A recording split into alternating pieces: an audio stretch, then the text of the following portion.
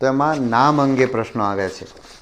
તો આપણે આ ભરતીની અંદર ઉમેદવારોનું નામ છે એ 12મા ધોરણની માર્કશીટમાં જે નામ હોય એ નામ લખવા માટેનું કહ્યું છે. આવું આપણે એટલા માટે કહ્યું છે કે ભૂતકાળની ભરતીની અંદર કેટલાક ઉમેદવારો પોતાના નામમાં નાના મોટા ફેરફાર કરીને પોતાના નામમાં ભાઈ, કુમાર, પિતાના નામમાં, માતાના નામમાં એવા ફેરફારો કરીને ડુપ્લિકેટ એકથી વધારે ફોર્મ ભરી અને એમને ભરતીની શારીરિક કસોટીની અંદર જુદા જુદા દિવસો ઉપર જુદા જુદા ગ્રાઉન્ડ ઉપર એમને તક મળે એવો પ્રયત્ન કરતા ભૂતકાળમાં જોવા મળ્યા છે. અને એના બદલે બધાને સમાન તક મળે અને આવી કોઈ ડુપ્લિકેટ અરજી ના કરી શકે એ હેતુથી આપણે આ પદ્ધતિ શરૂ કરી છે. આ વખત માટે આપણે એને દાખલ કરી છે. અને એમાં તમારે 12મા ધોરણની છેલ્લી માર્કશીટ, એટલે કે કોઈ ઉમેદવાર 3 પ્રયત્ને 12મું ધોરણ પાસ થયા છે તો એમાં જે 3જા નંબરની માર્કશીટ છે એ માર્કશીટ મુજબ એમણે એમનું નામ લખવાનું છે.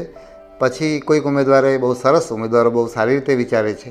એટલે કોઈ ઉમેદવારે પ્રશ્ન એવો કર્યો કે જો અમે આ અમારું માર્કશીટની અંદર નામ છે અને આધાર કાર્ડનું અમારું નામ જુદું હોય અથવા તો કોઈ પણ આઈડેન્ટિટી કાર્ડનું અમારું નામ જુદું હોય અને અમે આઈડેન્ટિટી કાર્ડ સાથે પરીક્ષા કેન્દ્રમાં જઈશું તો અમને કેવી રીતે પ્રવેશ મળશે.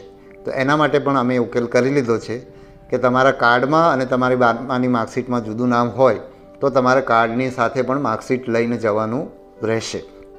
બીજું, કોઈએ ગેજેટ કરાવેલું છે એટલે કે ગેજેટમાં પ્રસિદ્ધ કરીને પોતાનું નામ બદલ્યું છે તો એમણે પણ 12માની માર્કશીટ મુજબ જ નામ લખવાનું થશે.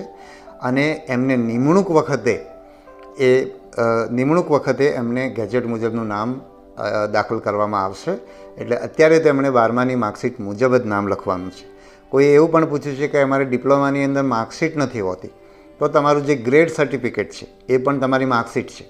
એટલે તમે જાણો છો કે 12માની પરીક્ષાની અંદર 2 વસ્તુ તમને મળે છે. એક 12માની માર્કશીટ મળે છે અને એક પાસિંગનું પ્રમાણપત્ર 12માનું મળે છે. એવું જ 10મામાં થાય છે.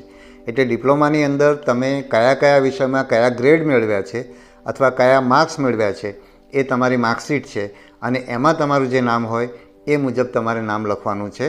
અને તો આ તમારી એક સ્પષ્ટતા થઈ ગઈ.